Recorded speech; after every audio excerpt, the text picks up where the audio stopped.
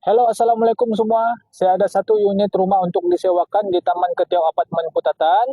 Ini dia punya details. Rumah tu 749 square feet.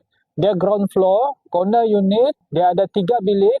Dia ada 2 tandas. Bilik yang master room saya ada sediakan sekali aircon. Tandas master room saya ada sediakan sekali water heater. Wardrobe, almari pakaian saya ada sediakan sekali di bilik nombor 3. Lepas tu rumah tersebut ada juga Wi-Fi untuk kegunaan penyewa, ada juga CCTV yang dipasang di luar unit untuk tujuan keselamatan.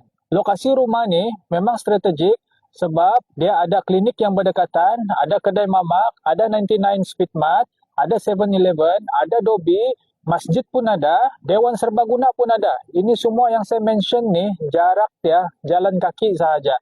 Okay? Selepas tu, sekitar 10 minit, kalau kamu bawa kereta, kamu boleh sampai di Survey Ketiau dan Bataras. Okay? Rumah ni sesuai untuk penyewa yang sudah berkeluarga, ada anak-anak yang masih bersekolah, sebab ada sekolah rendah dan sekolah menengah juga yang berdekatan. Sesuai juga untuk yang baru kahwin, sesuai juga untuk orang yang masih bujang. Lagi satu, rumah ni sudah renovate. Once kamu WhatsApp saya bagi sekali dia punya details, video renovation dan apa sahaja tentang kerja-kerja pembaikan, kerja-kerja menaik taraf di rumah ini. So, sesiapa yang berminat, kamu boleh terus WhatsApp saya punya number 0116-209-0526. Once kamu WhatsApp, saya akan send semua segala details tentang rumah ini. Itu sahaja. Terima kasih semua.